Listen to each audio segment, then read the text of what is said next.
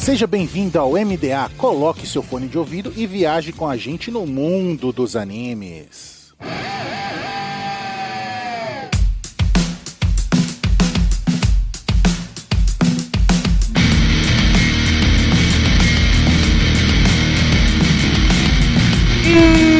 Estamos no ar com o MDA. Seja o navio pirata e uma nuvem voadora, viaje com a gente no mundo dos animes. E nessa semana, vamos viajar no estrelado mundo de Oshinoko. Eu sou Raul e quando você acha que a merda virou adubo, ela volta a feder. Explica um pouco mais, descreva, vai, desenvolva. Vai ter que explicar o final da temporada já, na abertura? Ah, não, então tá bom, ok. Eu pensei que o maluco ia dar uma descrição química do processo. É, pô, sei lá. Assim, virou adubo, já era, né? Já tá adubando as plantas, não tá fedendo mais, né? Já tá voltando a vida em vez de pensar na morte, né? E aí, de repente, o negócio começa a feder de novo, né? Mas, Raul, não diria o filósofo, é fazendo merda que se aduba a vida? Exatamente. Agora tem mais adubo. É isso. Aqui é o Carlos e no mundo dos animes só tem mascarado. Se vocês soubessem, meus queridos ouvintes, vocês ficariam enojados, velho. Você nunca viu o Guaraná pessoalmente. Não, e quantas vezes o Carlos barrou eu pra participar desse podcast? O de Oshinoko, inclusive, ele que me barrou o da primeira temporada. Estou fazendo a média aqui agora, tá vendo? Viu como só tem falsete, só tem falciane mascarado nesse podcast, tá vendo? Bot The Rock também, ele não quis que eu gravasse. É tudo uma grande falsidade. E aí colocaram o Luizão pra gravar um podcast que eu não tava, só pra falar que fui eu que não deixei. Mas que bom que não tava gravando no começo, velho. Que bom, nossa.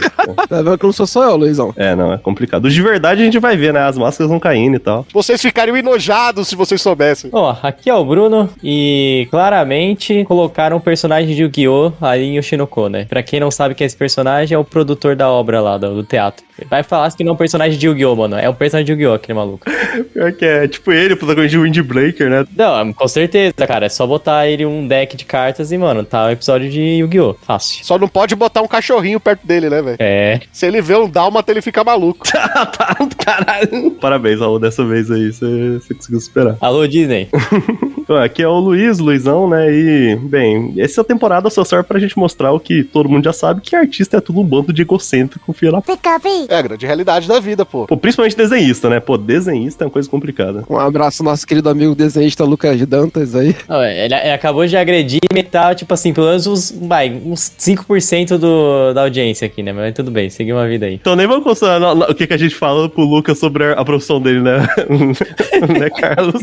Inclusive, ele tá fazendo commission, tá? Tudo personagem de anime streetwear. Se quiser lá, vai no Instagram dele que, pô, o cara manja. Exatamente, ele tá vendendo as imagens que o pessoal tá pegando de graça pra fazer camiseta. É, exatamente. Inclusive, um abraço aí, AliExpress, que tá com a arte de Hajime no Ippo.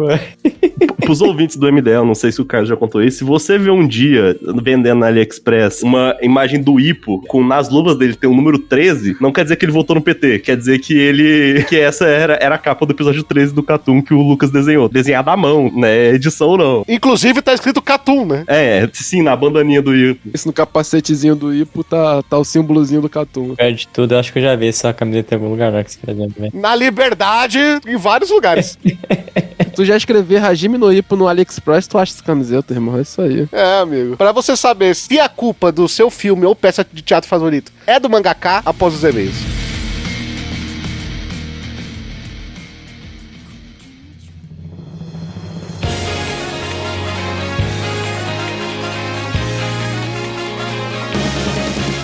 Gente, o patrão ficou maluco na Anime Hunter. Sim, nossos parceiros agora estão com 15% de desconto no Pix e no dinheiro e 5% de desconto no cartão com o cupom MDA. Também somos parceiros da Crunchyroll, o maior streaming focado em animes no Brasil, e Rádio J Hero, onde estamos todo domingo às 4 da tarde.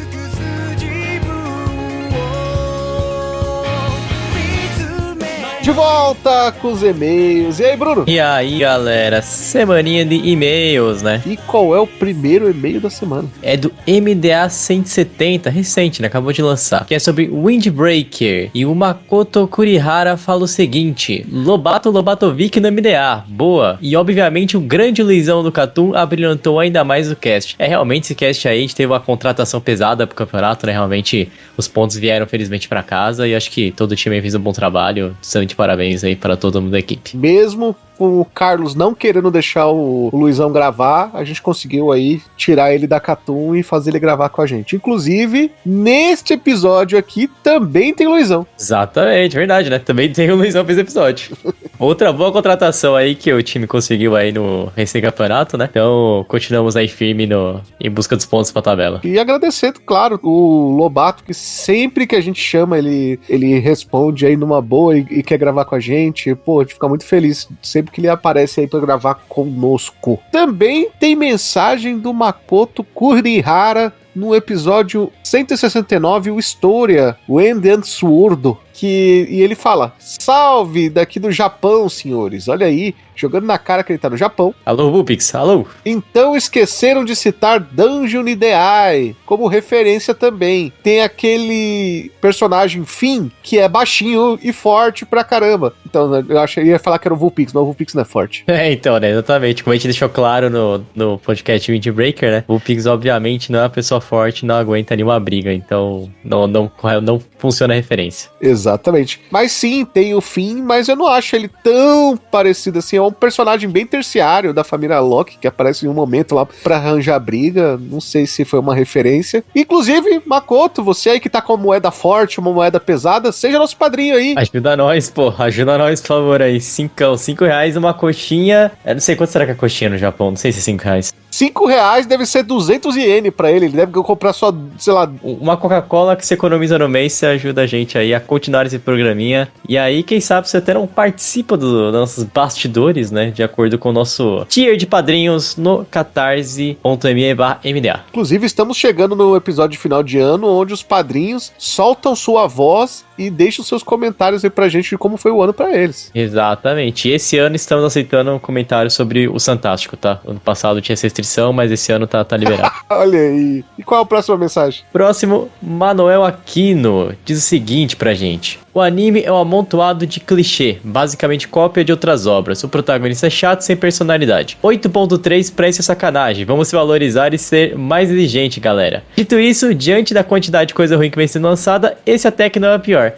E é assim, acho que de certa forma acontece na indústria, nada se copia, né? Na verdade, nada se cria, tudo se copia. O Story acho que acaba não sendo uma exceção pra isso, mas assim, dentro do que teve na temporada, eu gostei, cara. Eu acho que a nota não é tão longe disso aí. É óbvio que a nota sempre depende de alguns critérios aí do pessoal, mas acaba sendo uma reflexão do trabalho técnico que a gente avalia. E assim, também só relembrando que o Guaraná deu 8 pra Saô, né? Então eu não ficaria muito preso a isso. Claro, né, cara? Quando a gente dá uma nota pra um anime, a gente faz baseado em obras que são da mesma categoria, né, do mesmo gênero e tal, porque se a gente for fazer uma nota baseada em tudo, a gente não dá nota alta pra nada, né, cara? Você vai fazer, pega uma anime list lá, 10 Fullmetal, 9,9 Oshinoko, sabe? E vai seguindo. Então, eu acho que tem obras que não tem nada a ver uma com a outra, não se conversam, então eu acho que não faz nem sentido fazer uma nota baseada em outra. Quando eu te dá um 8.3 pra o História, é baseado naqueles outros animes que tem essa história, que tem esse roteiro. Ele é melhor do que aqueles animes? Ele é pior do que aqueles animes? É claro que a gente não vai dar 10, né? Porque, pô, né? É sim uma história batida, mas pro meio de um anime de comédia, de escolar e tal, de fantasia escolar, de escola de magia, ok, pô. E tem mais mensagens sobre história, não é isso? Tem, sempre tem. Temos mensagem do Wilson Victor, que diz o seguinte: eu só assisti esse anime por causa do loirinho. Quando eu vi no mangá que ele...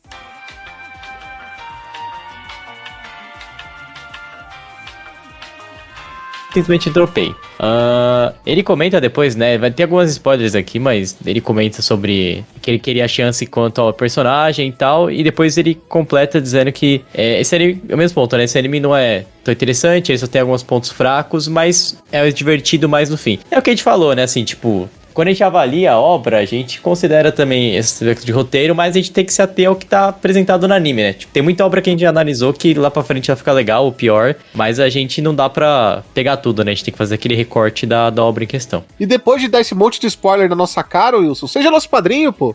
Então, eu fui ler automático, escapou de spoiler aí. Desculpa, galera, mas fica aí, qualquer coisa... Provavelmente o Lucas vai colocar pi no spoiler, mas a gente leu e não dá pra desver. E digo mais, aí fica o meu protesto, hein, que o Manuel disse sobre a nota, aí o Lucas vem e fala, não, porque o Bruno tá desvirtuando a nota do MDA. O Bruno só não sabe ler. Tá aí, vocês deram 8.3 pro anime, entendeu? E tem a galera falando que não concorda. E aí, cadê teu argumento agora, Lucas? Cadê? O Lucas não tava nesse episódio. Não, mas ele pode editar e botar a voz dele aqui como editora. Eu tava lendo o episódio. Como que argumento que ele vai dar? Tipo, você só tá falando que ele teve razão. Se ele falou que tava desvirtuando as notas do MDA, ele falou, Dá teus jump, Lucas. Dá teus jump aí. você acabou de dar razão pra ele. Parabéns pra você. Cara, eu não entendo, porque vinha falando que eu tenho um gosto meio merda pra anime. E aí, cara bem, e falaram que o História era um anime à minha cara. E por fim, os caras deram nota alta pro anime. Só que aí, tem um fato meio curioso, porque eu assisti História e eu não achei nada demais. Sei lá, participar do podcast teria dado nota 7, com muita boa vontade, 7,5. Sei lá, mano, se decido aí. Sim, o Bruno desvirtuou a nota do podcast. O cara dá nota alta pra tudo, mano. Que isso? Dito isso, vamos pra nossa novelinha anual. Bora assistir o Chinoko. Isso aí. Tem Sainoteki na Aidoro-sama.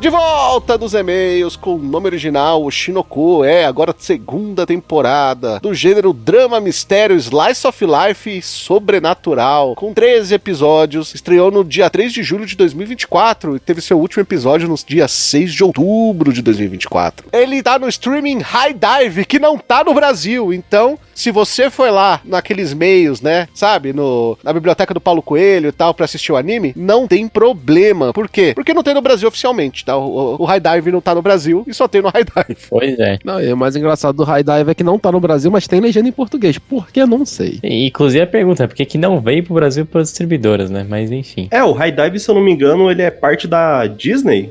Então, assim, e eu acho que já teve anime que saiu lá fora pelo High Dive que veio aqui pelo Disney Plus. Se eu não me engano, o Undead Unluck é assim. Sim, sim. Ou Bleach, eu acho que também é assim. Então, tipo assim, eles só não quiseram lançar isso, sabe? É bizarro. Do estúdio Dogakobo, estúdio de Gekan Shoujo no Zaki-kan e Himoto Maru-chan. Olha aí, o estúdio dos Slice of Life, né? Pô, basicamente. Cara, estúdio famoso. Estúdio famoso, né, velho? Esse é bem famoso.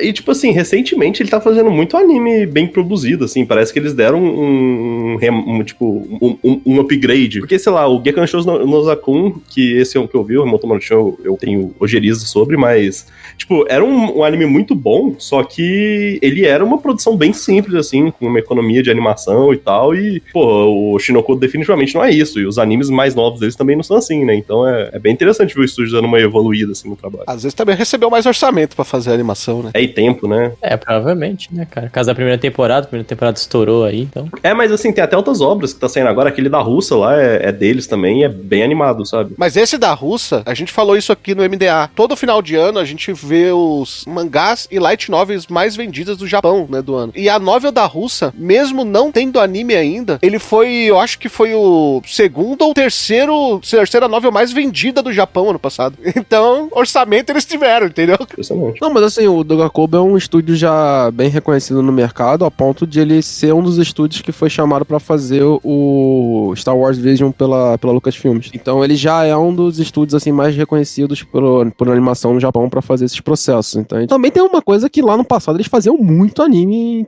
por temporada, né? Eu tô rodando aqui e, cara, eu achei até Eleven Eyes, cara, que é um anime horroroso. Nossa, Eleven Eyes é complicado. Entendeu? Mas, cara, tem muito anime parecido antigamente. Mas é um estúdio já aí de seus, pra 20 anos, mais até. Por aí, tá ligado? 20 anos por aí já de estrada. Não, ele é de 73. Ô, louco, meu amigo. Tipo, aqui no My Anime List falando que ele é de 73, mas provavelmente, tipo, aquele estúdio começa como estúdio de suporte, aí lá pro começo dos anos 2000 eles começaram a fazer as obras próprias e tal, então ele já é velho, assim. Então, é que o último anime que aparece pra mim aqui no My Anime List é um anime de, sei lá, acho que 2001. Sim. Mas é isso aí, mano, tá vendo? Um dos estúdios mais tradicionais do Japão, né? Um estúdio bem antigo e já muito bem reconhecido, é isso, gente. E agora pra frente deve estar recebendo bastante trabalho com grana, né? O Shinoko com certeza deve ter sido um trabalho assim. Sim. Com direção dele, Daisuke Hiramaki, diretor de Watashi ni Tenshi ga Mayori shita. Caramba, eu acertei de primeira, eu achei que eu ia errar. Quando o nome é longo, você sabe que a gente se enrola. O Vulpix não tá aqui, mas deu bom. É só usar a técnica do Ansem, é isso. Exatamente, a técnica do Ansem nunca falha. Não teve dublagem, até porque não veio oficialmente pro Brasil, né? Não faria sentido ter dublagem. Verdade. A fonte, mangá, o Weekly Young Jump da Shueisha, né? A Young Jump é o seinen da Shueisha, né? É a revista Seinen. Ela também, inclusive, tipo assim, é uma série que explodiu muito lá no Japão e ela é uma série que ela sai tanto na Young Jump quanto na Jump Plus, né? Que é o serviço da Shonen Jump de mangás digitais. E assim, isso é curioso porque a Young Jump também tem o próprio selo deles de mangás digitais, mas tipo assim, a série explodiu tanto e veio até, tipo, traduzida oficialmente. Ela sai capítulo semanal em inglês no mundo inteiro, que eles trouxeram ela até pra Jump Plus. Bem interessante, assim, é uma série bem grande lá fora. Sim. No Brasil, você pode encontrar pela Panini. O autor é ele, né? Aka Kazaka, com ilustrações de Mengo Yokoyari. O nome desse ilustrador te traz alguma coisa, principalmente no dia dessa gravação, Luizão? Não, porque a gente vai virar no semana que vem. Não me preocupe com isso, não. Eu não tô chorando, não, gente, tá? Se vocês quiserem continuar aí. Caralho, a voz do moleque foi sumindo enquanto ele falava, velho. A tristeza bateu, garoto. Mas eu ainda tô com a camisa do Atlético aqui, tá complicado. tá Cara, na moral, eu nunca vi uma vida se esvair. Não, na verdade já vi sim uma vida se esvair mais, mas cara, essa foi uma das melhores vezes que eu já vi. Para de rir aí que na Libertadores você tá... Aham. Aí, ó, tá vendo? Vocês viram a arrogância desse aham dele, ó.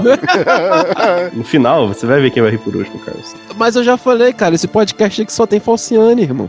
Exatamente. Pra explicar pro público, né? O Luizão, torcedor do Atlético. E esse anime está sendo gravado logo após o Atlético Mineiro tomar de 3-1 do Flamengo, né? E ser salvo de um 3-0 pelo Allan Kardec, que quem pra entender de futebol sabe que isso é uma das maiores loucuras que pode ter acontecido. Exatamente. Que fase, né? Caralho, que jogo bizonho, hein, velho? Vocês conseguiram renascer no mesmo jogo o Gabigol e Allan Kardec, velho. É coisa de maluco. Caralho, velho. Parabéns aí os envolvidos, né? É complicado, velho. Bruno, conta pra gente o que se passa em Oshinoko. Bom, em Oshinoko, com a ajuda do produtor Masaya Kaburagi, Aqua Hoshino e Kana Arima, consegue os papéis de Toki e Tsurugi na adaptação teatral da Lalai Theatral Company, da popular série de mangá Tokyo Blade. Coestrelando com eles, a namorada de Aqua, Akane, interpreta a noiva de Toki, a Princesa Saya. Bom, e a partir disso, vai acontecendo todas as reviravoltas no mangá, com aquele drama que a gente já viu na primeira temporada, né? A busca do Aqua pelo mistério de, afinal, quem foi o mandante do crime, né? De matar a Hoshinoai. E também a execução da peça Tokyo Blade e como vai se desenvolvendo esse romance entre o Aqua e a Akane, a sua interação com a Kana Arima e os outros personagens fazem parte do núcleo de Oshinoko. Depois tem, tipo, 2 episódios com a secundária Ruby. Esquece isso aí. Você, depois de conhece, mas esquece esse finalzinho aí. Enfim, vamos focar no Tokyo Blade, que é o que importa desse arco. Exatamente.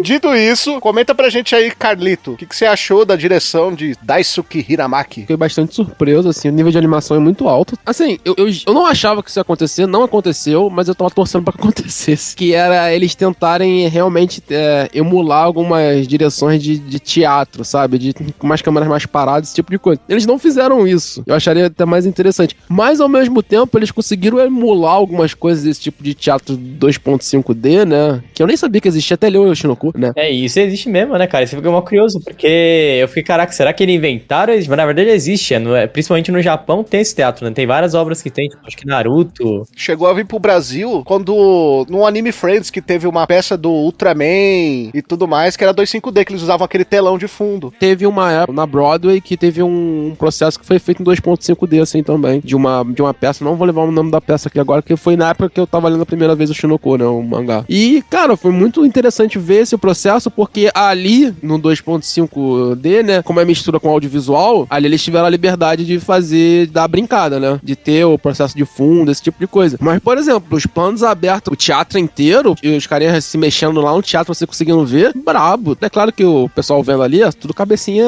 aleatória, né, velho, ninguém se mexe ali nem nada. Mas lá no palco, pô, achei muito massa, cara. A direção pro palco ali tá muito boa. E, cara, assim, o drama, ele já copiou bastante do processo lá do mangá, né, o mangá já é muito bem construído nesse sentido, assim. assim. O mangá já vem quase como um storyboard pra parte de trama, assim. Eu acho que eles melhoraram a parte do teatro que tá no mangá, né? De resto, é o processual da história natural do Yoshinoko, que, principalmente nesse arco, eu acho muito boa, assim. Eu acho que é uma das melhores partes do mangá, se não for a melhor parte do mangá. E a direção consegue entregar isso. Entrega uma parte de melhora muito forte nessas atuações na parte de atores mesmo, né? Do palco. E, posteriormente, a parte que é do drama mesmo, de conversas, esse tipo de coisa de jogo, eles conseguem dar o mesmo nível que tem no mangá, que é um nível muito bom. Como você não vende coisas mirabolantes, como, sei lá, Jujutsu no Kaisen, que tem um mangá muito mal desenhado, aí você consegue seguir esse padrão e se focar mais numa área específica pra fazer uma produção de maior alto nível nesse processo. O anime tá muito competente nas animações, cara. Tá muito bem feito mesmo. E é bacana que essa temporada, ela tem um diálogo que eu acho que fica na cabeça de todo mundo que é fã de mangá e tal, e vê a adaptação, né? E principalmente em live action e tal, e fala, nossa, esse live action ficou meia boca, né? Esse anime não foi bem adaptado. Aí você vê na peça de teatro lá, a briga da autora com o diretor ali, com os roteiristas, pra deixar a peça o melhor possível, né? A autora tentando demonstrar o que ela pensou pro mangá, e o roteirista falando assim, pô, agora a gente tem que fazer essa coisa, isso se mover, né? No teatro, não é exatamente como você pensa que é ali, numa mídia estática, é diferente. Eu acho bacana o diálogo que tem nessa temporada, viu? Não, essa pra mim é a parte que eu acho, assim, primeiro, esse arco pra mim eu acho que é o meu arco favorito do mangá inteiro, e assim, eu acho que foi o único aqui que não viu o anime, eu só vi o primeiro episódio do anime, e eu li o mangá, e eu leio o mangá, tipo, todos os atuais mangá. No tempo que a gente tá agora, inclusive, eu acho que uma informação legal de passar, né, o anime ele cobre do capítulo 41 ao 80, o mangá ele tá completo, provavelmente quando esse episódio for publicado, já com 166 capítulos, que vai acabar em 16, 17 volumes. Então, tipo assim, ele cobre basicamente até a metade do mangá. E assim, esse é meu arco favorito de longe, principalmente porque o autor, ele sabe muito bem falar sobre a adaptação de anime, né, porque, bem, ele é um autor de mangá de sucesso, e a desenhista também é uma desenhista de sucesso, que os dois já tiveram animes, tipo assim, de bastante sucesso, outras adaptações, teatro, live action. Então, tipo assim, quando eles comentam sobre isso no mangá, isso também vem de uma experiência própria, sabe? Então, eu acho que isso acaba tendo muito mais peso nas coisas que ele fala sobre a produção. Eu acho que, tipo assim, uma das coisas que eu achei mais legais nesse começo foi justamente quando a autora fala que não, pô, tá uma bosta, não tá do jeito que eu fiz, e o roteirista, né, que é o cara que, tipo assim, que ela xingou o roteiro, eles começam a mostrar o telefone sem fio, que foi pro roteirista receber a informação. E foi passando de tanta gente, tanto produtor que não queria que a pessoa falasse isso e aquilo, que, tipo assim, no final das contas, o roteirista era um roteirista bom, só que ele não podia fazer nada, porque, tipo assim, o que mandaram pra ele fazer não era a coisa de melhorar o roteiro, né? É, aquela parada de mostrar o bastidor, né? Por isso que o Shinoko, a primeira season, também teve, de certa forma, a galera também curtiu, né? Porque mostra o bastidor de como acontece esse mundo, né? Então, assim, como é que vira, como é que sai desde da autora até virar uma obra, até criar um roteiro adaptado. Por que tem esses cortes, né? Igual até a própria autora lá, chega uma hora que ela tem que conversar com o roteirista e, vamos decidir o que tem que cortar e o que não tem que cortar, né? E não dá pra colocar tudo. E o que você adapta de um jeito, pro anime, às vezes não funciona igual pra um teatro, né? É bem nessas paradas. E eu curti bastante a direção, igual o Carlos falou, cara, acho que ficou bem da hora. Eu fiquei bem surpreso quando eu vi, tipo, eu não esperava que ia ficar tão legal ser animado. E é meio que aquilo que o Ako até falou, né? Tipo, eu também, particularmente, não curto muito o teatro. Eu sou mais do filme mesmo. Mas, cara, eu confesso que se tivesse um teatro tipo Tokyo Blade, eu viveria fácil. Cara, eu leria fácil o mangá de Tokyo Blade, meu amigo. O mangá parece ser um Kimetsu genérico. Não sei. Pareceu um meio Kimetsu, né? Mas tudo bem.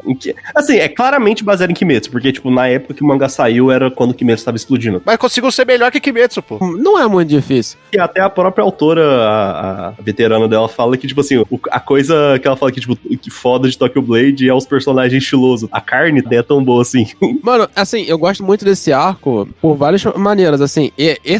Essa conversa da veterana com a autora, né, é muito boa, mano, pra tu entender que o mercado, de vez em quando, não é a melhor obra que ela se destaca. De vez em quando uma obra muito marromeno, vai lá e me dá. E como é que são os egos, esse tipo de coisa. Uma falando pra outra. Você teve uma série de sucesso de Achacha. Pica! Essa parte é muito boa, é muito que acontece no mercado, cara. E assim, as pessoas talvez não tenham esse contato, mas a artista é tudo um bando de vaidoso, isso é real. Assim, é muito difícil a artista não ter vaidade com o seu próprio processo. Tanto que a artista tem tanta vaidade com o seu próprio... Não é nem o processo, mas com a sua própria obra, que muitas das vezes os próprios artistas não gostam informações sobre as próprias obras. Tem muito disso. Makoto Shinkai tá cheio de entrevista aí pra dizer isso. É, cara, até o sucesso mesmo, né? Os grandes livros que a gente lê aí que fala, caraca, tipo, sei lá, o próprio Martin com Game of Thrones também tem muita entrevista dele falando, cara, sei lá, eu não gostei disso aqui, não gosto disso. É bem comum isso mesmo. E isso é um processo muito natural pro artista, porque o artista que sempre se desafia, se sempre tá em caminho, ele naturalmente ele vai estar melhor, em certo sentido, pra frente. Não quer dizer que o melhor trabalho dele vai sair enquanto ele for melhor, mas a princípio ele vai conseguir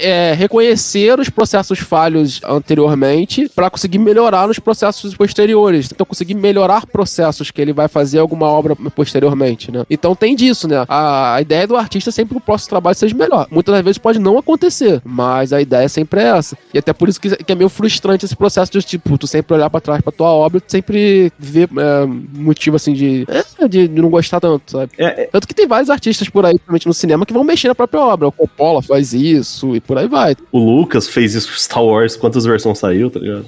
Também, exatamente. Uma coisa que eu acho até maneiro que eles pegam, tipo, a própria autora, eles pegam um pouco essa parte do, o que acontece quando a pessoa estoura muito cedo, sabe? Tipo, a própria autora, ela não tinha ainda mentalidade pra lidar com aquilo, tanto que ela depende diretamente da mentoria da senpai dela, né? Que esqueci o nome dela. Que ela trabalhou até como assistente e tal, e tipo assim, ela acaba tendo esse papel de que ela estourou, mas ela acaba se tomando pela vaidade e não consegue lidar depois, né? Então você vê que ela é imatura nesse sentido, saca? E o que acontece muito na indústria, né? E é mentoria daquela, né? Que acabou criando um vínculo de amizade, porque como ela trabalhou pra essa autora, por uma obra que ela gostava, ela respeita. Sim. A gente tem que falar uma coisa importante aqui. O Aka Kazaka esculhambou os editores de mangá nessa obra. Essa parte é muito boa. Tipo assim, quando ela começa, tipo, quando a autora veterana começa a falar, tipo assim, não, eu lanço uma série mensal que, tipo assim, é difícil, mas, pô, dá pra viver. Aí ela começa a falar, não, a menina lá, ela lança uma série semanal que, tipo assim, é basicamente inumano, e no mangá, tipo, a letra fica em negrito. Tipo assim, quando ela fala, tipo, serializações semanais são inumanas e o mangá fica em negrito, tipo assim, cara, não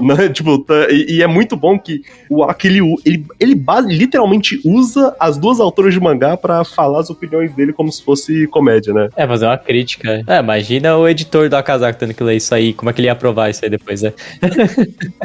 Não, melhor, né? Você sabe pra que serve realmente um editor de mangá? Baby Sister. Não é pra ele ver os erros e tal, porque ela já devia estar acostumada a adaptações, porque o editor de mangá tá lá pra isso. Nada disso, meu amigo. O editor de mangá tá lá pra trazer dinheiro pra obra. Ele quer que o editor se lasque. Eu lembro, tipo, essa mesma frase que ela falou sobre qual é o trabalho do editor de mangá, eu fui algum outro autor que fez. Eu acho que foi acho que foi o Togashi que falou isso, que, tipo assim, o objetivo do editor é fazer o mangá ser um sucesso e não deixar esse mangá acabar. Isso é muito real e dá pra ver que vem de um lugar muito sincero. Porque é o que o Togashi passou com o Yu Hakusho, né? O Hakusho não é nada do que ele queria demonstrar, né? Sim. E uma coisa, uma outra parte, assim, que é meio também, que eles falam sobre sobre a produção de obras, adaptações, que é muito comum no Japão, porque no Japão todas as adaptações, dá pra ver que elas são, mesmo que sejam, várias vezes tem clichês e maneiras de produção que são padrões da indústria, que são mais rentáveis ou mais populares, elas ainda assim, em comparação principalmente com obras ocidentais, americanas, elas ainda assim são muito autorais, né? E o produtor, ele fala isso, que no Japão tem tem duas leis, que é o direito à integridade e o direito moral dos criadores, que são basicamente leis muito fortes que não deixam as empresas que têm os direitos de adaptação mandarem na obra do jeito que ela quiser, diferente que é em outros países. Então, tipo assim, mesmo que eles tenham que pagar uma multa, o autor pode, se ele quiser, fazer uma obra parar de ser publicada, uma adaptação dele, se o autor não quiser. Por isso que eles têm tanto controle sobre isso em comparação com outros países. Por exemplo, diferente, vamos pôr um exemplo aqui no Ocidente. O Cyberpunk 2077, agora a CD Projekt Red, eles até fizeram um contrato novo, mas... Não Cyberpunk, perdão. O The Witcher, né? A CD Projekt Red, ela fez até um contrato novo com o autor, mas quando eles lançaram o primeiro The Witcher, eles compraram os direitos de publicação de qualquer jogo por coisa de 7 mil euros, eu acho. E, tipo, The Witcher virou o que virou. E E o autor, o criador de The Witcher, ele não tinha direito nenhum sobre os jogos e nem sobre dar pitaco no jogo. Isso, pela legislação do Japão, não é possível, sabe? Então dá pra ver também, a gente entender um pouco mais ou menos como que a indústria do Japão é tão meio de, um pouco mais autoral, mesmo ela sendo incrivelmente engessada nessa parte de lidar com atores e com a vida pessoal deles, é porque, tipo, os autores, eles realmente têm direito, os autores independentes têm direito maior sobre a obra dele, né? Tanto que todos eles meio que, todo autor é meio que um freelancer, né, pra revista. Eles têm o direito sobre as obras deles, assim, tipo, eles podem tirar qualquer obra de uma revista, sabe? É interessante isso. Não, é bem interessante porque nesse quesito a lei de direitos autorais japoneses é muito mais avançado. Eu vou chamar de avançada porque eu me considero autor também e trabalho no meio, no parte audiovisual, né? Então, olhando pro nosso lado, ele é muito mais avançado assim, nessa questão de protecionismo do autor, o que é correto, frente, por exemplo, a leis americanas e tudo mais e tal. Tanto que as leis americanas pra quadrinho, por exemplo, elas só foram mudar mesmo o processo, e não foi nem a lei que foi mudar, né? Foi o processo como as empresas foram se dar junto a isso, dando mais liberdade, quando uma empresa criada por autores que foi fazer essa mudança nos Estados Unidos, que foi a Image, né? E que teve um movimento quase de mesmo tempo acontecendo ali com a Vertigo. Mas tirando essa... E aí teve outras na área de quadrinhos, né? Tem outras empresas aparecendo mais fortemente posteriormente a isso, né?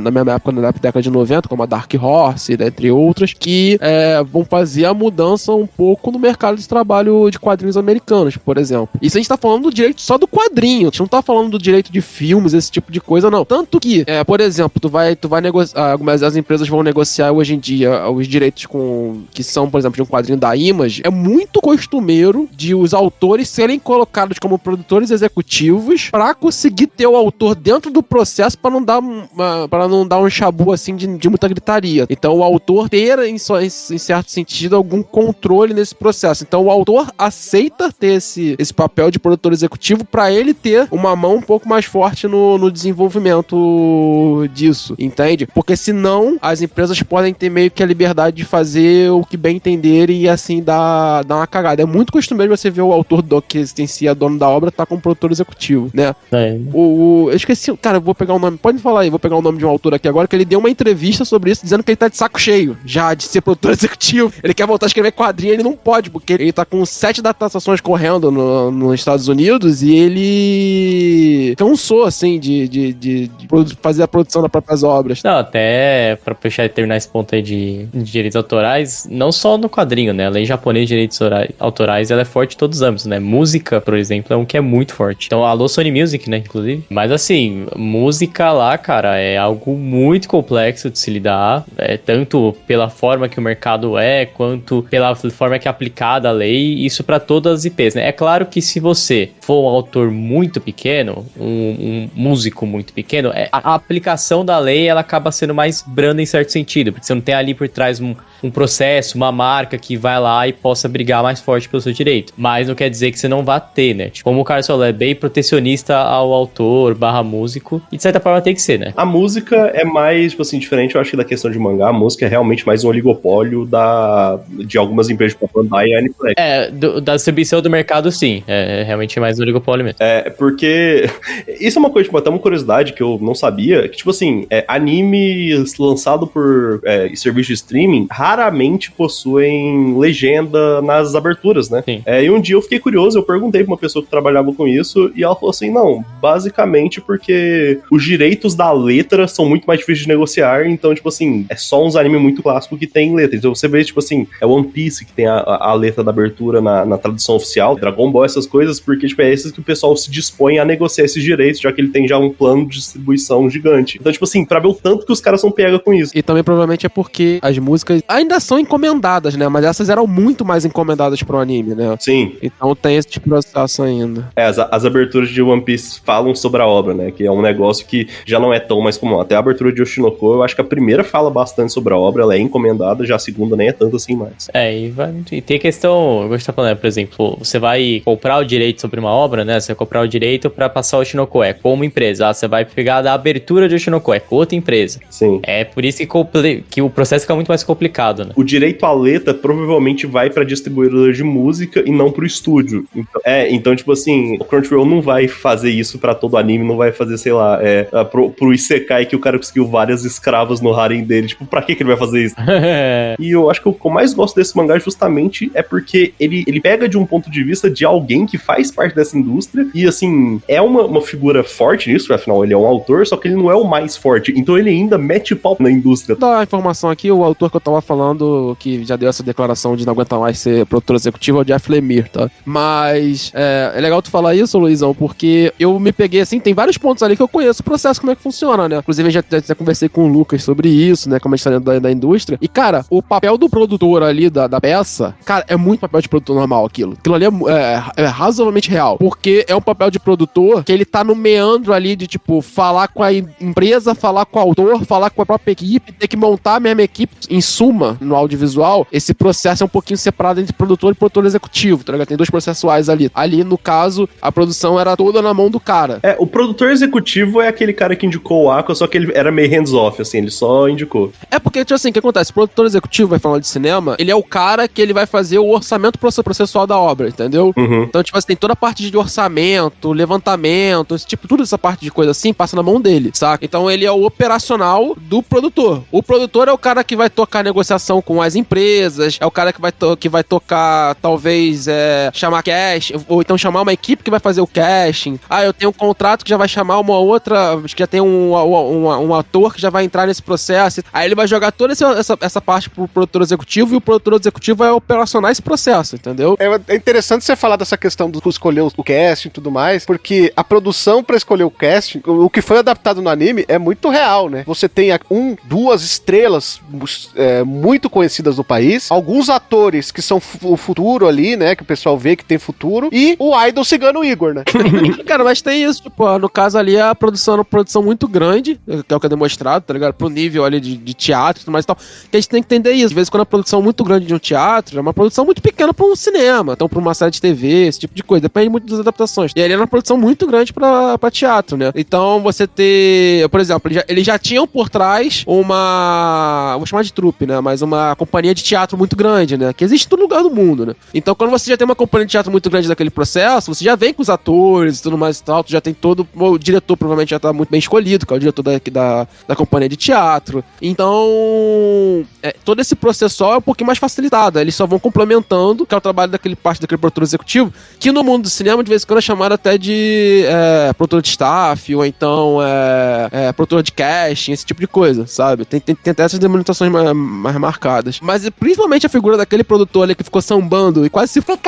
O personagem de Yu-Gi-Oh! É isso? Produtor, ele mesmo. Inclusive, eu não sei como é que foi no anime, é que no mangá tem uma cena, tipo, eu olhei a tradução oficial, que ele fala literalmente, tipo assim, cara, peça dá certo, eu chuparia a de um velho, tá ligado? Fala isso mesmo. É isso mesmo que ele fala. Mas assim, tem produtores que é bem nessa vibe mesmo. E aí, cara, o detalhe principal, como ele faz todo o processo de produção ali, é muito engraçado que, tipo, a gente que trabalha na frente, né, ou então, tipo, eu sou pós-produção, a gente sempre fica puto com o produtor por algumas coisas. E você ficaria puto que, tipo assim, ele tá sempre salvando dele e não deixando o processo acontecer. É por isso que acontece aquele telefone sem fio. É porque é meio covardão nesse processo, então ele não acontece telefone sem fio.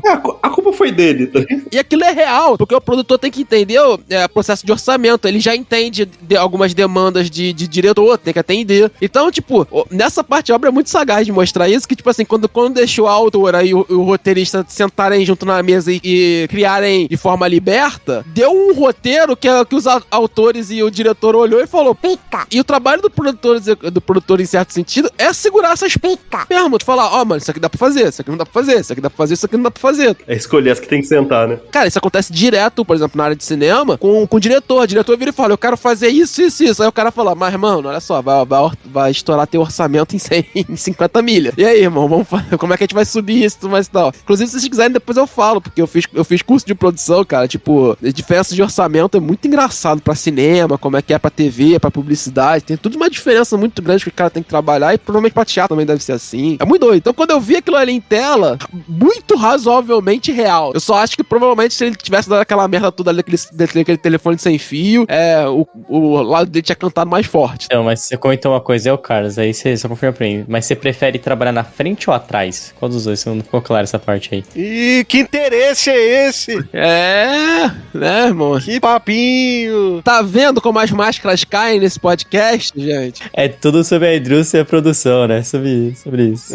Ele quer saber se ele queria a do velho ou não. Lá ele, pô. Mil vezes lá ele.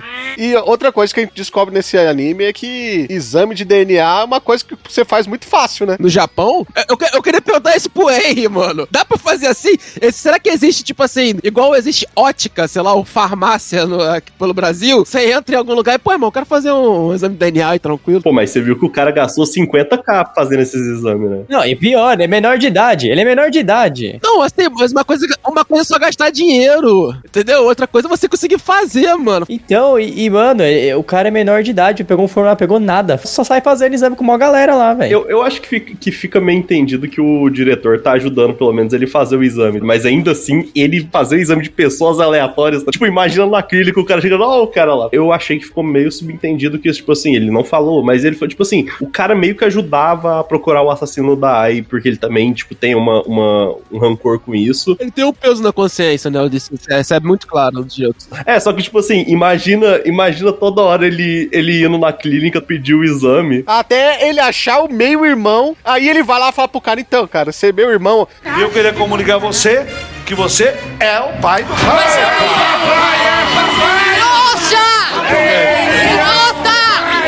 O cara se emociona, o ator se emociona. Você é meu irmão mesmo. Ele não quer nem saber como é que você pegou meu DNA. Pô, imagina o pessoal da clínica quando entregou o exame, pô, deve ter uma pista finalmente aí, moleque, boa, tá ligado? Não, velho, e ele se fudeu, né? Porque ele gastou não sei quantos mil pra descobrir que, mano, que pra depois descobrir que serve pra nada, né? Porque tá tudo errado aquele exame, não serve pra nada aquele exame, mano. Assim, eu não ligo muito pra isso, assim. Essas conferências de roteiro, assim, são maravilhosas. É bom pra discutir assim, mas foda-se, né? Mas, assim, o que eu acho... Esse ponto que a gente tá comentando da obra, desse arco final, assim, do Aqua, mano, assim, é uma das melhores coisas pro personagem é finalizar esse processo. Porque, tipo assim, eu acho que, como escrita, o personagem do Aqua, ele melhora muito depois que ele meio que se liberta desse processual. Ah, eu tenho que descobrir a vingança e tudo mais e tal. Eu não sei vocês. Depois que ele quer ser o Sasuke, né? Ele cansou, né? Exatamente. Cara, ele virou... Nesse ponto, ele já é o Sasuke da Hokage, né, velho? Não, e tipo assim, é interessante que ele percebe, tipo assim, que tem todo esse arco, né? O arco, basicamente a peça de teatro é um arco pra desenvolver dois personagens, né? Que é a Arima e o Aqua. E tipo assim, no final desse arco dele, ele percebe que, tipo, ele tinha essa culpa muito grande, que, tipo assim, ele se sentia culpado em sentir prazer em atuar, mesmo que ele goste de atuar por prazer, que ele sempre falava, não, eu atuo por vingança e tal, e, tipo, ele percebe que não, cara, eu gosto disso, eu me sentia culpado por isso, tipo, ao mesmo tempo que ele também, ele queria parar nessa busca incessante por vingança que tava destruindo ele, tanto que, tipo, a Kanye, ela fala mesmo, que, assim, cara, o Aqua é inteligente, ele percebeu a contradição que, tipo assim, o pai dele não podia ser aquele cara que a gente descobre depois, assim, no final dessa temporada, que é outro cara. Que, tipo assim, que é basicamente, tipo assim, cara, é só o exame de DNA quer dizer que vocês são os irmãos, não quer dizer que aquele cara é o pai de vocês, então, obviamente, o pai de vocês é outro cara. Só que o Aqua é inteligente pra pensar nessa possibilidade, mas ele queria tanto parar de correr atrás disso, que ele subconscientemente falou assim, não, acabou, finalmente eu posso me livrar disso e bola pra frente. E eu acho que a peça de teatro ajudou muito ele nesse sentido com a questão do gatilho, né? Sim. Porque ele teve que reviver o trauma dele tantas vezes, que eu acho que chegou um momento que ele falou, eu não quero mais isso pra mim, sabe? Porque ele vivia por esse ódio, até esse ódio começar a machucar ele, né? A primeira vez que a Arima fala assim, tipo assim, um jeito pra você treinar essa atuação emocional é só pensar, tipo assim, uma técnica que a gente usa muito não, imagina se sua mamãe morresse, ele fica loucão. Essa cena no anime é bem legal, cara, ficou bem animada a cena, gostei bastante, velho. Ela contrasta, né, o Aqua com a Arima, né, porque, na verdade, o Aqua tá querendo entender, tá passando por esses processos do trauma dele pra entender que ele gosta de atuar, e a Arima tá entendendo que, tipo assim, ela sabe que ela gosta de atuar e tudo mais e tal, mas ela tá entendendo que ela pode entregar mais, que ela não precisa ser só mais uma na peça. Então, eles dão esse contraste nos dois processos, que na verdade é meio que o mesmo, né, os dois personagens se encontrarem e conseguirem fazer o que querem, mas existe o contraste de como esse processual vai acontecer, né, e na Arima, tipo assim, também tem isso, e eu acho que uma sacada muito boa do autor é ter a Akane como alicerce pra Arima conseguir fazer isso. E pro Aqua também, né, assim. Inclusive, vamos falar sério aqui, assim, né, já que a gente tá falando um pouquinho mais na frente do mangá, faltou coragem de fazer o trisal, né, porque era pra ter.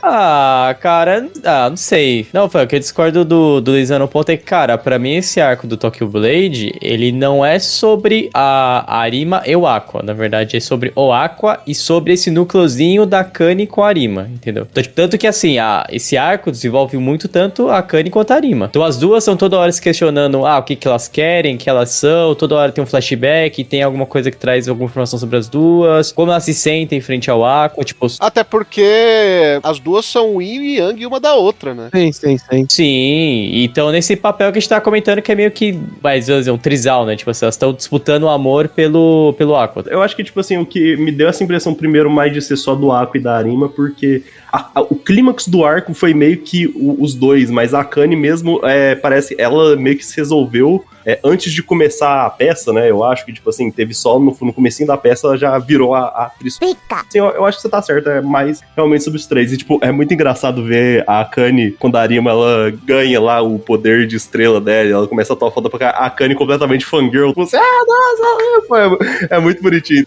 Mano, assim, pra mim tinha que oficializar o trisal em 100%, até porque as duas minas aceitariam. Eu tenho certeza disso. Nunca ia rolar um trisal, porque o Aqua é um cara muito família, né? Entendam como vocês quiserem. Talvez alguns ouvintes vão entender isso só lá no futuro, né? Né? Mas assim, o Raul, ele pode não ser uma família tradicional, tudo bem. Pelo jeito não é mesmo. Não é mesmo. Falando em família, vamos falar um pouquinho da Ruby. É que nem viajar em família, né, mano?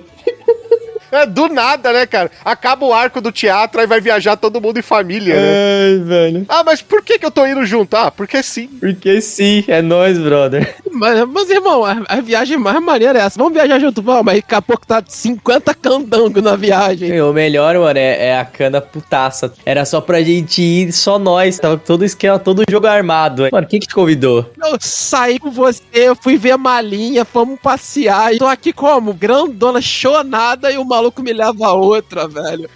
Jantar de gala e churrascaria brasileira. Não, moleque, na moral, nesse aí o Aqua representou demais, velho. Lembrando que ele não tinha mais nem R$1, porque ele gastou tudo em DNA, ele mesmo contou. Porra. O parceiro chegou ali na churrascaria e falou, irmão, vocês parcelam em 12 vezes. Foi assim que ele conseguiu. Não, mas tá explicado, porque tem uma cena lá que eles estão no churrasco e tem... O que é o churrasco dele? É um pratinho com 5 pedacinhos de carne pequena. Eu falei, pô, tá explicado, né? O cartão orçamento, porra, é isso, velho. Não, e o da hora é porque a Kana fica toda feliz, né, cara? A Arima, não sei o que, ele me levou uma churrascaria chique, não sei o que. A Kana, é no tal lugar? Eu vou com ele sempre.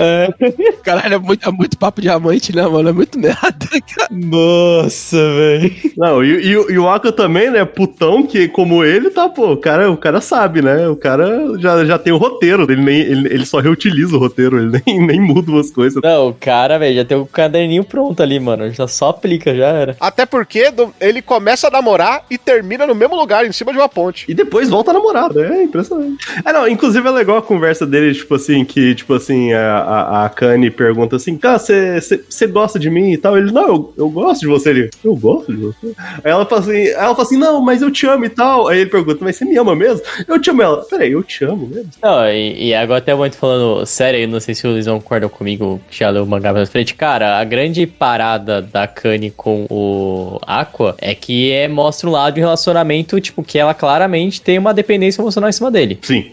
E meio que o desenvolvimento, tipo, tem coisas que acontecem lá pra frente, que a obra não... O anime ainda não chegou, mas o mangá já chegou. São coisas bem sérias que acontecem. E que, tipo, dá pra ver claramente que a parada a Akane tem uma dependência emocional muito forte com a Aqua. E o Akazaka tenta representar isso com esse casal. Que é a questão da toxicidade e tudo mais. Tanto que a Akane, ela queria se perder junto com o Aqua, né? O Aqua tava indo pro fundo do poço com essa vontade de vingança dele, falando que queria matar uma pessoa e ela falou, não, eu te ajudo. Ou seja, ela queria ir pro fundo do poço junto com ele pra estar junto com ele. E é por isso que eu acho bonita a cena do banco da praça. Porque o Aqua pega e começa a falar, não, eu só usei você, não sei o quê. E a Akane entende. E ela fala, então no fim das contas você é uma pessoa muito gentil. Você não quer que eu me estrague com você. Eu achei aquilo perfeito, cara. Não, a Akane é 100% fé nas malucas, né? Assim, vamos ser sinceros aqui, ela tem...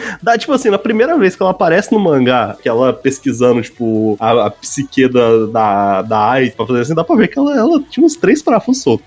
Mas eu acho que essa questão que você falou da dependência, eu concordo com você, eu acho muito interessante, mas uma coisa que o Aka faz, o Aka faz, né, não o nesse mangá, que eu acho que, tipo assim, nesse arco principalmente, até antes, meio que inconscientemente, recentemente, dá pra ver que o Aqua também começa a ter uma dependência dele com a Akane. Eles, uma dependência, obviamente, de um casal, né, que eles meio que começaram a namorar real e tal, mas, assim, até uma dependência emocional que ela fica sendo compartilhada, e dá pra ver que, assim, não só uma relação de namorado eles começam a ter, mas também uma relação mais de cúmplices, dependente da parte romântica, é uma dependência mesmo entre os personagens que são, tipo, pessoas que têm trauma, sabe? E eu acho que, assim, eu também concordo com você nessa parte, assim, que essa dependência, às vezes, até dá uma suavizada por ser uma via de mão dupla, sabe? Mais pra frente do mangá, mas ainda assim é uma dependência. Não, mas assim, é total, principalmente do lado do Aqua, né? Assim, acho que do lado dos dois, porque os dois são os únicos personagens que eles podem se abrir um com o outro. Sim. Porque, principalmente o Aqua, por mais que ele ainda tenha o diretor lá, em certo sentido, tudo mais e tal, o Aqua é o tipo de pessoa que ele internacionaliza muita coisa, né? Então, falei certo, sei lá. Ele vai pra gringa. Ele vai pra gringa, né? Mas que ele traz pra dentro muita coisa nesse tipo de processo, não tem como, velho. Tipo assim, você precisa de alguém, na verdade, todo mundo aqui precisava de um terapeuta, né? Vamos ser bem sinceros. Assim, uma terapia em dia ajudava bastante aqui no processo. Mas, assim, é ator. Essa galera de atuação, assim, eu tô meio maluca mesmo, então não faz sentido, sabe? Então, eu não duvido de nada. Mas eu acho que, tipo assim, como o roteiro é muito bem feitinho de Oshinoko, esses lados que vocês estão comentando, assim, que tem mais pra frente no mangá, eles já vão se demonstrando aqui bem no início da relação dos dois, tá ligado? Como é que a relação dos dois vão sendo funcional, esse tipo de coisa. E assim, eu li um pouco mais pro mangá, não sei se chega nessa parte, mas também fica muito claro que, tipo, o Aqua tem essa dependência com a Akane, ele tem todo esse processual com a Akane, mas no fundo ele entende que ele é apaixonado pela Arima. É amiga de infância, pô, é amiga de infância. Não, mano, é sério, assim, ele é chonado na mina, só que ele não vai pra frente. Eu acho que, tipo assim, até mesmo agora, né, nesses capítulos atuais, dá pra ver que a Arima, ela é um apoio emocional do Aqua, pra essa parte até mais inocente dela, assim, tipo assim, ele é um dos ali... Ele é quase um objetivo pra ele, né, velho?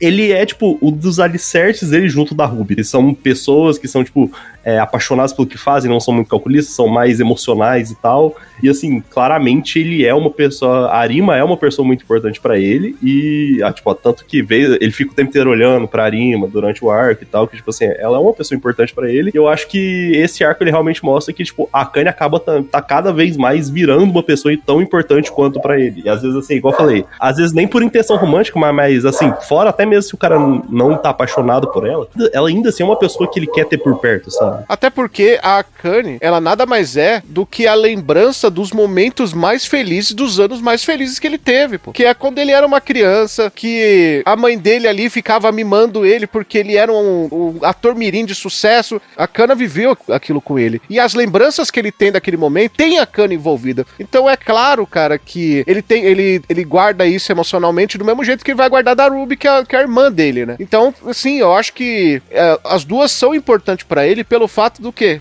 Eles viveram com ele os momentos bons e ruins, e as duas sabem o que ele passou. Cara, achei isso aí mesmo. A relação deles é isso. A gente também tem que falar também quando a Akane, ela percebe, né, que é a mãe do Aqua. Eu acho que também é uma cena muito forte, assim, que ela, de novo, pirou na batatinha, né? Que ela encaixa o xadrez, né?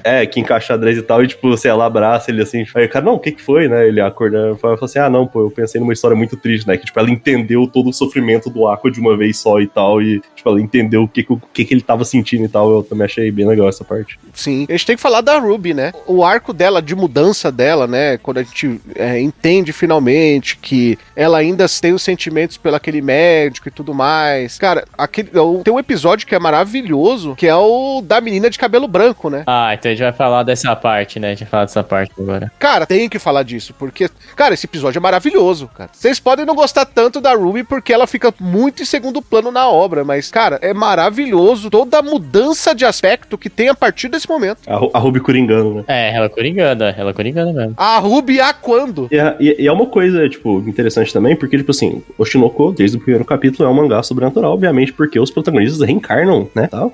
E, só que, assim, desde o fato, o Aqua e a Ruby são pessoas que reencarnaram na AI. Até agora, não existia nenhum aspecto sobrenatural. Assim, por exemplo, as estrelas no Olhos, elas são, tipo, representativas representações, né? Dá pra ver que no universo do mangá, essas estrelas não existem. É mais uma coisa pro leitor. Então, tipo assim, não existe nada sobrenatural até agora, porque voltou agora, porque obviamente o Corvo, que também tem uma relação com a menina e tal, ele guiou a Ruby até o corpo do Goro, né? Do Aqua. Então, tipo assim, dá pra ver também que começa também a voltar um pouco daquele aspecto sobrenatural. Que, honestamente, igual eu falei, não é minha parte favorita do mangá. Eu acho a parte mais cagada do mangá. Eu nunca achei que isso ficou encaixado direitamente na obra, essa parte sobrenatural. É o meio pro fim, cara. Eu também, eu falei, eu também, a parte como eu não gosto do mangá, mesmo eu lendo o mangá agora, tipo, eu tô no finalzinho do mangá, o mangá falta, no tempo dessa gravação, o mangá falta 2 capítulos pra acabar, e a gente já sabe que ele vai acabar em 2 semanas. Então, tipo assim, eu já meio que entendi o que o autor queria fazer, eu entendo o que ele quis fazer, não quer dizer que eu concordo, eu preferia que não tivesse essa parte. Mas, assim,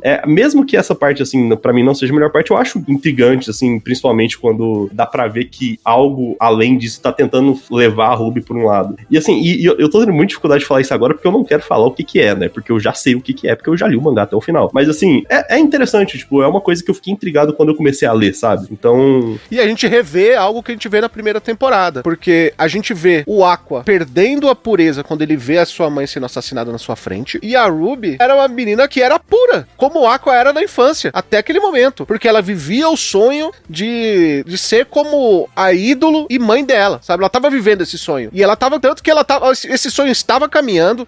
Eu acho que o episódio anterior até falou assim, não, teve um narrador falando, não, então, e a banda começou a caminhar e começou a ganhar público, lá, aí teve a viagem, e aí quando parecia que tava tudo perfeito, no momento que eles estavam até gravando uns vídeos, um dia antes da gravação, ela tem o trauma dela, que é o trauma que o Aqua teve na primeira temporada, né? E agora a gente vê o trauma da Ruby, que é o quê? A pessoa que a Ruby ama era o médico. E aí ela descobre que aquele cara morreu da maneira mais sinistra possível. Sim. A Ruby, ela passa por um processo de decadência, que é um clichê que a gente vê em várias obras, roteiros, e que funciona muito bem quando bem feito, que é o caso da Kazaka. O ponto que me incomoda muito é essa personagem da menina, cara. Mano, assim, tem 300 formas de você fazer esse Hang Cliffs, porque a função dela naquele momento com a Ruby é como se fosse o Hang Cliff, é chegar e falar, olha, tem esse pedaço da história que você não conhece, entendeu? E botar ela, jogar ela nesse penhasco. Só que, cara, pra que tu vai colocar um personagem que entra do nada, com toda uma vibe sobrenatural que já tinha esquecido na obra, tava lá atrás, a gente nem tava mais tocando nesse ponto de ele ser menino reencarnado e tal. E aí volta toda aquela história e toda assim, sem explicação do jeito que tá, o corvinho andando do nada.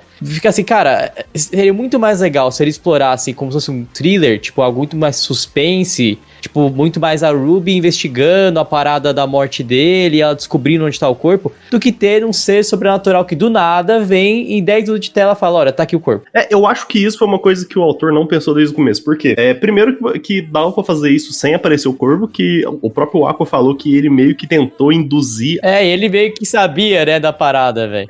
Tipo assim, ele sabia que o corpo dele tava em algum lugar, ele tentou induzir a Akane pra ir lá e achar pra ele, porque ele não queria achar, porque ele tá traumatizado também, né? Porque afinal ele foi assassinado ali, né? Não deve ser muito agradável você voltar pra ir ver seu cadáver. E eu acho que o Aqua realmente pensou, cara, eu preciso voltar com o negócio sobrenatural, e eu não... E eu acho que ele poderia ter construído isso mais antes, sabe? Ele poderia ter mostrado esse corvo mais vezes no mangá, tipo, dando, tipo assim, que ele ia fazer isso, porque, cara, apareceu muito do nada, e isso, tipo, não é spoiler, é um pouco, foda-se. Tipo assim, esse corvo começa a aparecer a partir de agora, até agora, tipo assim, tá, esse personagem agora é um personagem recorrente. E, tipo assim, não era até então, eu não entendi por que ele não foi até então, tipo, claramente foi um erro do autor. Vai ver que não foi até então porque eles não tinham voltado ao ambiente onde tudo aconteceu no começo, né?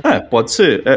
Eu acho que mas eu acho que é uma possibilidade mais pra uma justificativa de roteiro do que uma justificativa realmente coesa, sabe? Assim tudo coloca, tira o personagem. Mas assim, eu concordo com o Luizão, sabe por quê? Tem um processual ali de narrativa que é o seguinte, eu tenho a suspeita que o autor sempre se arrependeu de fazer esse processo de sobrenatural na obra, de início, tá? Porque você consegue fazer a mesma narrativa da obra, principalmente nesse início de obra, sem precisar daquilo. Sim. É só você fazer um super gêniozinho de criança sendo traumatizado pela morte da mãe, pra você fazer uma narrativa desse processual. O que eu acho é que aí certamente o Akazaka percebeu que ele precisava inverter o processual dos personagens, porque o Aqua tava se tornando um personagem muito unilateral. Ele era um personagem puramente de vingança, fazia as atuações dele nesse processual. Então ele não conseguia complexar tanto o personagem. Era um personagem que demandava de complexidade, e a gente consegue ver isso, a gente tá falando aqui dos relacionamentos dele com a Akane, com a Arima e tudo mais. mais, até com a própria irmã, dentre outras coisas, mas tudo era muito voltado pro processo de vingança, né? Esse processo de encontrar o pai e o caralho a quatro, esse tipo de coisa. Então você transformar o personagem num personagem que possivelmente se tornaria um personagem meio chato, sabe? Porque ele se tornaria um personagem muito unilateral. Então você retirando esse processo do Aqua, você pode trabalhar esses outros lados que já foram implementados pro Aqua e desenvolver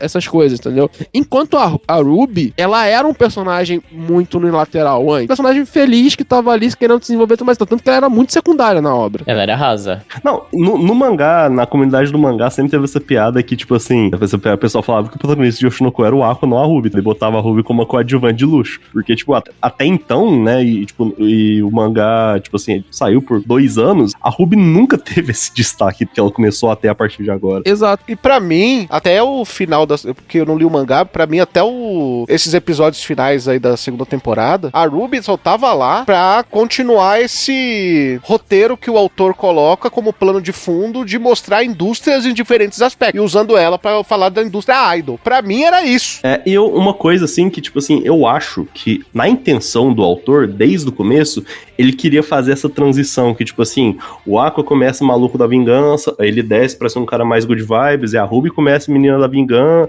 menina good vibe, e tipo assim, eu acho que sempre essa foi a intenção do Aqua. Também acho. Cara, claramente ele não pensou velho, ele lembrou no meio de que tava escrevendo esse arco, a reencarnação, né, velho? E tipo assim, e tanto que dá pra ver que esse planejamento, que tem até uma página, quando ainda tá no arco do teatro, quando a Ruby vai visitar o Aqua na companhia de teatro, né, que ele não tá lá, ele saiu com a Akane pra treinar com o diretor lá, amigo deles, e tipo assim, a Ruby claramente ela tem algum tipo de tipo assim, de instabilidade que nem o Aqua tem e tal, que tipo, na página tem até ela com o olho, que ela tem com o olho preto e tal, que tipo, que ela fala que tipo, não, o Aqua nunca iria engravidar uma pessoa uma estudante colegial. Claramente é um negócio que ele tava já desenvolvendo fazia tempo, só que eu acho que ele não soube fazer essa transição, sabe? Inclusive, créditos ao nosso amigo diretor aí, porque, cara, o impacto daquela cena, pra mim, se dá muito mais ao visual do anime. Tipo, no anime eu achei muito mais a cena dela meio que coringando, porque tem toda a parada do olho, da animação, daquele estilo. Aí o Carlos corrige, mas parece que tipo, muda a ilustração, né? Tipo, fica muito mais aquarela, não sei se é a palavra, tipo, muda a forma que eles estão desenhando e tal. Uhum. As cores também, e fica muito mais impactante a parada, velho. Achei muito mais da hora do que como no mangá. Essa cena e a cena do pai também passando por ela. Inclusive, tipo, eu não sei, né? Eu não vi o anime, só que o YouTube me indicou o clipe, né? O clipe que elas gravam, né? Porque todo esse arco começa eles viajando pra Miyazaki pra gravar o clipe das idols. Uhum. E o clipe, eu não sei se ele sai inteiro no YouTube ou se eles no anime toca o clipe inteiro, ou se eles postaram depois no YouTube a versão, tipo, não sei como é que foi. Então, tipo assim, o clipe ele saiu no YouTube. Você vê o clipe, que é uma musiquinha de idol, um clipe de 1 minuto e meio, e o clipe ele é separado em várias partes da gravação, né? Tipo, elas gravaram primeiro dentro do estúdio, no primeiro dia, e no último dia elas gravaram as gravações fora. E o clipe, quando a Ruby ela tá fora, ela já tá coringada, então dá pra ver que, tipo assim, só que a timeline é fora, porque o clipe começa com elas idolzinha, vestida de idol, e termina elas vestidas de idol. Então dá pra você ver que, tipo assim, eles tiveram o cuidado de, quando eles transferiram eles fizeram esse clipe, essa versão, eles meio que manteram a timeline. Tipo assim, a Ruby, ela tá coringada quando ela tem que estar coringada, e ela não tá coringada porque quando ela gravou antes, porque ela tava de boa, sabe? Eu achei interessante, assim, esse cuidado da produção, sabe? Sim, e é bem bacana porque é exatamente isso. Porque ela fica sabendo, né? Aí ela não dorme à noite e no outro dia de manhã aparece ela em cima de uma pedra gravando a externa. Sim. Só que ela tá triste e começa a chorar. E é bacana você comentar que tem um clipe que eles realmente têm respeito a essa timeline. Muito legal.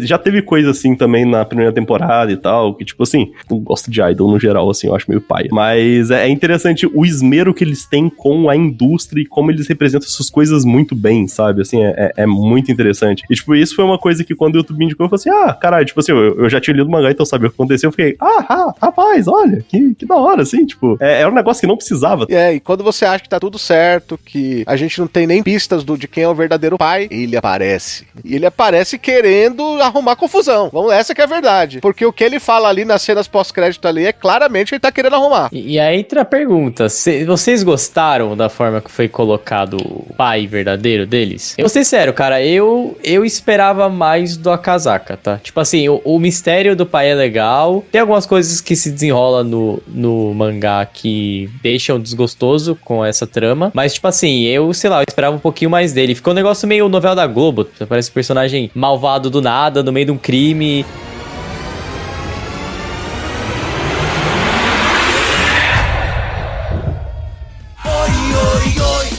É que o roteiro tava andando pra isso, né, Bruno? Não, sim, mas outras formas de colocar o personagem, Quando né? você mostra o Aqua falando, tá bom, ok, eu aceito isso aqui, tá? Pode ser que no fundo ele não acredite, né? Mas, eu aceito isso aqui. É o momento que o roteiro vai lá e fala assim, tá, então a gente tem que andar com a obra. Sim, mas você concorda que tem, tipo, formas melhores de colocar o personagem sem ser, tipo, novela Globo? Ah, concordo, mas aí vai muitos aspectos, né? A gente também não dá pra saber o que rolou ali na produção, né? Tanto do anime quanto do mangá. Eu já tive essa conversa um pouco com o Valente uma vez, e eu sempre falei pra eles que, tipo, a primeira parte que eu sempre menos gostei de Oshinoko sempre foi essa parte sobrenatural. A segunda parte que eu sempre gostei menos de Oshinoko foi essa questão do mistério do pai deles. Eu sempre achei que o Akazaka nunca conseguiu construir direitinho esse thriller.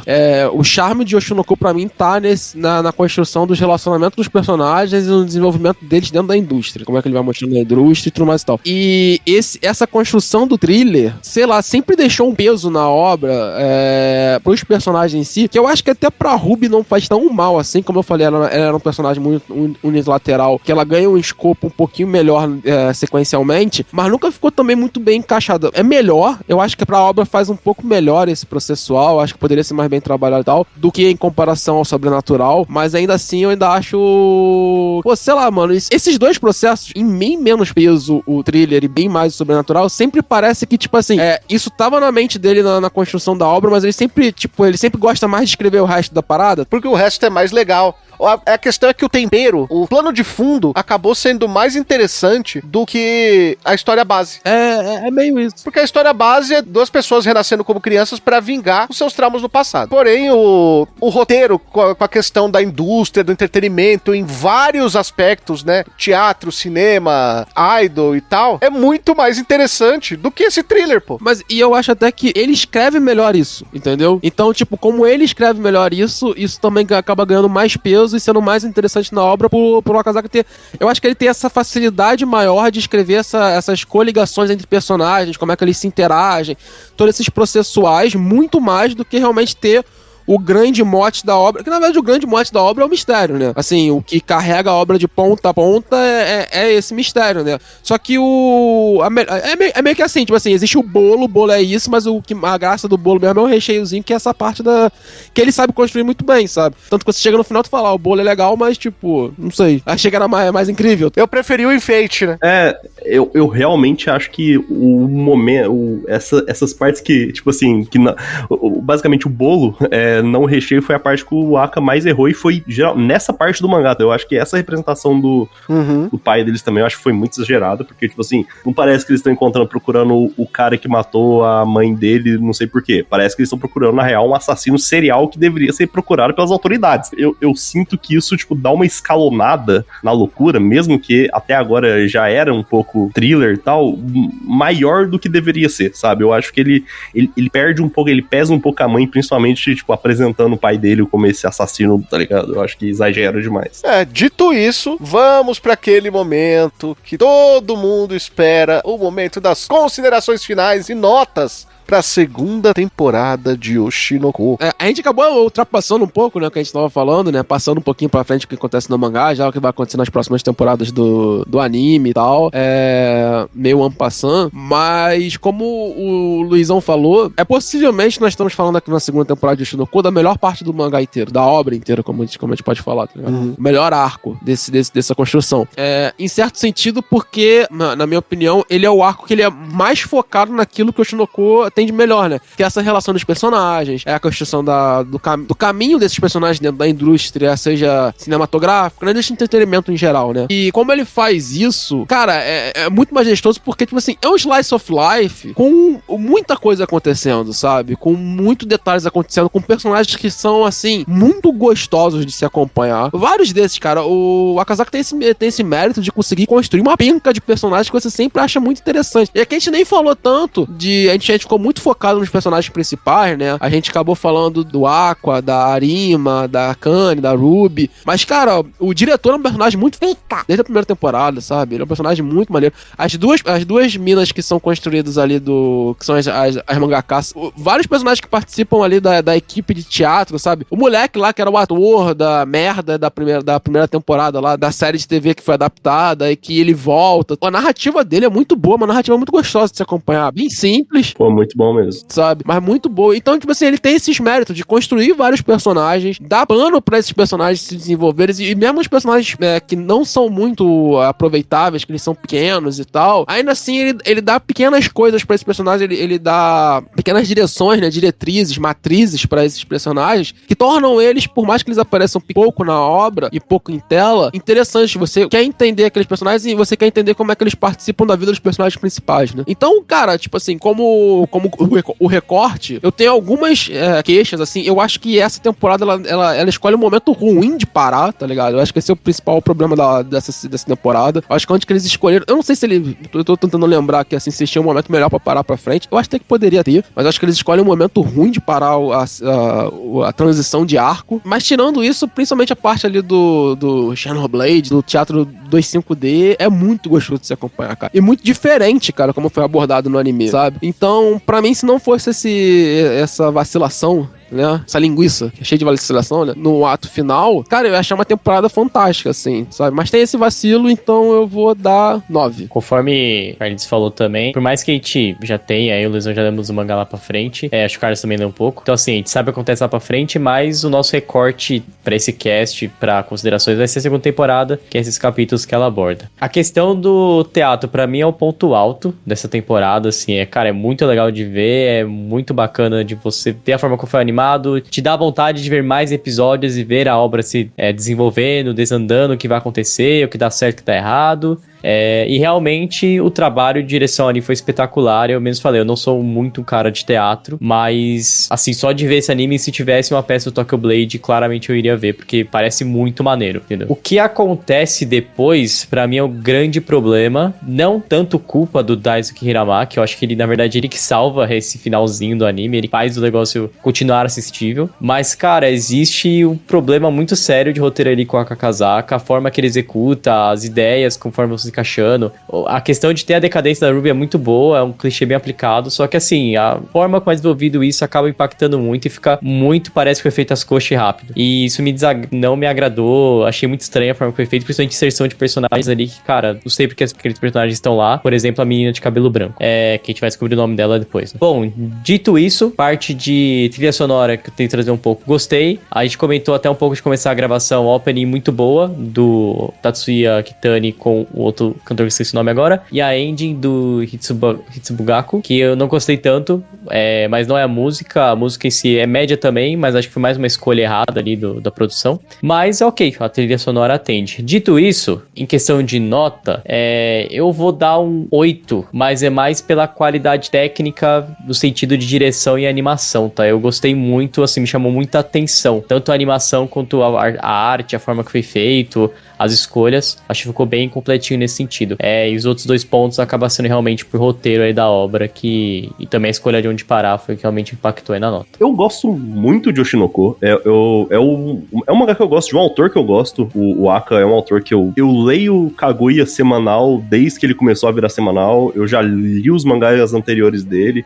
Inclusive, é até interessante, porque eu acho que o mangá que estourou ele é um que chama Instant Bullet, e ele teve um final que o Aka não gostou. Ele fala que, eventualmente, ele quer fazer Instant Bullet de novo, pra ele escrever do jeito que ele quer. Eu acho que essa frustração até fica um pouco representada no arco lá da adaptação da peça, assim, da autora frustrada pra sua adaptação e tal. Mas assim, é uma que eu gosto muito. Eu gosto muito dos personagens, eu acho que, igual vocês falaram, são vários personagens carismáticos que a gente não falou, né? A gente focou mais nos principais. O arco do Melt, igual o Carlos falou, tipo, o mini arco dele, é muito bom, e eu gosto muito da maneira que, tipo assim, eles mostram que, tipo assim, não, ele ainda não é um ator bom, só que ele tentou fazer aquela gimmick, aquele gap de um personagem ruim a fazer um negócio muito foda que todo mundo gosta, mesmo não sendo da hora, tipo assim, mesmo o cara não sendo muito bom. Um personagem que eu gosto pra caramba, principalmente mais pra frente do mangá, é o Taiki, né, que é o irmão do Aqua, né, que a gente descobre depois, que, tipo assim, cara, ele é um personagem que no começo ele parece ser, tipo, aquele personagem que tá escondendo algo, mas na real ele é só um cara muito bobo e engraçado, né, mais pra frente do mangá, ele tem uma das minhas cenas que eu mais, tipo, lembro, que ele é só muito idiota. E, tipo, bem, o mangá anterior dele que ele estourou como autor foi o Kaguya-sama, né, que é um mangá de comédia, então ele consegue fazer, assim, essas interações entre personagens muito bem, e dito isso, o arco da peça de teatro pra mim é o ápice do mangá inteiro por causa disso, assim, ele consegue fazer um arco narrativo, que é uma coisa que também existia muito em Kaguya, que mesmo sendo um mangá mais de comédia, ele tinha uns arcos dramáticos bem legais, assim, desenvolvendo personagens. Era um mangá de comédia que os personagens, eles não eram estáticos, eles evoluíam, e evoluíam até bastante, assim, mudavam bastante a maneira de pensar deles, e eu acho que esse foi o arco que ele mais conseguiu transpor essas qualidades dele. Então, assim, é o meu arco favorito do mangá, de longe. Eu gosto dessa mistura de a gente entender como a indústria funciona, ao mesmo tempo que a gente vê um claro comentário do autor sobre essa indústria, enquanto tem personagens desenvolvendo, assim, é um arco fechado em si muito bom.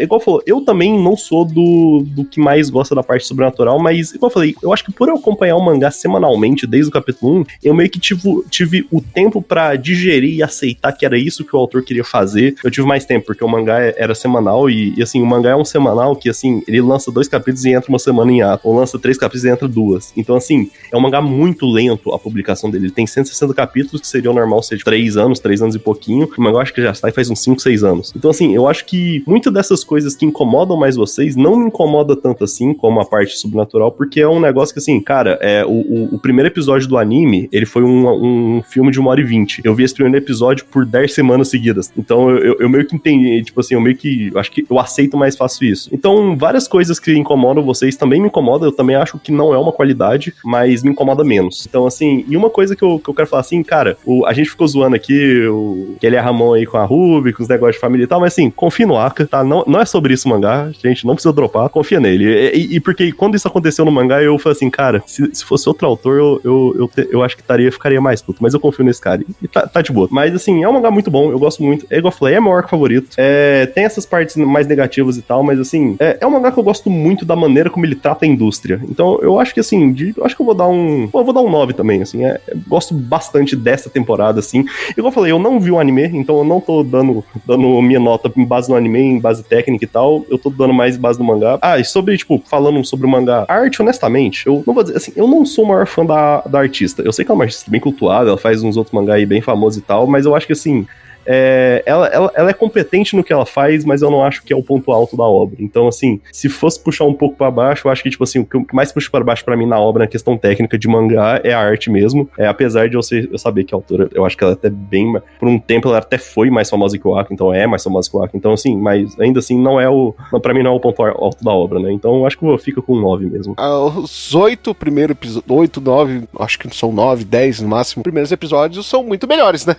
Eu não sei se alguém me falasse de qualquer outra obra, se falou, a gente vai ficar 10 episódios assistindo uma peça de teatro, bora? Se eu assistiria, sabe? Porém, depois da primeira temporada do Shinoko, eu dei esse voto de confiança por causa da crítica social que existe embutida na obra. Só que esse arco também, do mesmo jeito que ele tem o melhor arco até então, ele também demonstra os seus maiores defeitos, que é o fato de que o plano de fundo, o tempero da obra é melhor do que a própria obra, pô. E isso, pra mim, tira um pouquinho de ponto, né? Pra mim, eu vou dar um 8, porém, eu acredito que não vou nessa de confio no Oda aí com o Aka Kazaka, mas eu acho que ele tem, depois de Kaguya, e depois que a gente viu que ele fez com o Shinoko também, até então, dá pra dar um voto de confiança que vai ser algo produtivo, né? Daqui pra frente. E você? Você gostou da segunda temporada de Oshinoko? Você não gostou? Você gosta de peças de teatro? Comenta aí pra gente. Você pode mandar mensagem pra gente na sua rede social favorita, ou claro, naquele e-mail maroto, que você pode escrever um textão que a gente vai ler no podcast@mundodosanimes.com. E claro, você pode ser aquele cara masterpiece que ajuda o podcast a chegar nas alturas, a estar cada vez melhor. Faça como eles, Bruno Rezende, Carlos Petroni, Guilherme Lourenço, Ei Hamaguchi, Lucas Batista e Nathan Kleiman, e seja nosso apoiador. Vá lá no catarse.me/MDA e veja o plano que mais se encaixa a você. Você pode acreditar ou não, mas ajuda muito no desenvolvimento desse podcast. Luizão, obrigado mais uma vez pela sua presença, sempre aí, marcante. Pô, obrigado aí. Dessa vez não foi pra tampar o buraco do Carlos, né? Lá. Ah, mas isso aí, cara, depois que a gente dormiu no mesmo quarto, né, virou no comum, assim, não tem jeito. Tapou um buraco internacional, né? Você tapou o buraco do Vulpix. Então, cara, e o buraco do Vulpix, que, pô, é muito confortável também. Tá muito grande, né? Pô, 56, velho. Caralho. Pô, mas não, velho. É tipo assim, eu gosto de participar aqui. Vocês são todo mundo muito gente fina. Muita gente que eu converso lá pelo grupo do Catum e tal. E, pô, sempre que precisar ir, só chamar. Às vezes, assim, o Carlos vai querer me boicotar, mas, assim, normal. Prático do Carlos. A gente sabe a traíra que é esse cara chamado Carlos, né? Então, relaxa, assim. Mas toda vez que der aí, é só chamar que nós tá aí, velho. Se eu puder, eu tô dentro. Olha aí. Sempre que puder, Luizão estará tapando o buraco do Carlos. Pô, é um belo buraco, né? Um buraco de respeito, né? Pô, é um buraco bonito, cara. Olha aí. No mais, nós ficamos por aqui. Até o próximo episódio. Tchau.